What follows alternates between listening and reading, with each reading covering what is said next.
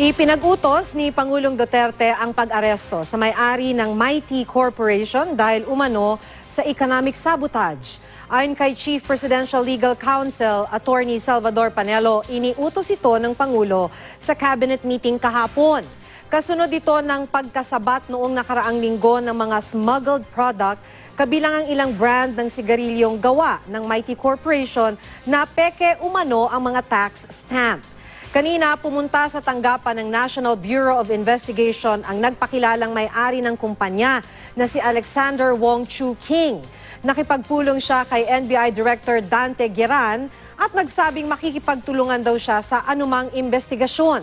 Nauna nang sinabi ng legal counsel ng Mighty Corporation na handa silang maimbestigahan at wala raw silang nilabag na batas. Nagbabayad daw sila ng 12 bilyong pisong excise tax taon-taon.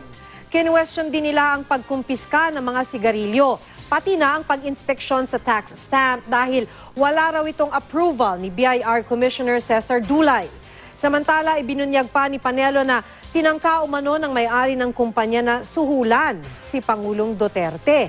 Nagpadala raw ng package ang kumpanya at bulto-bultong pera ang laman nito. Ipinasauli naman daw ito ni Special Assistant to the President Bongo.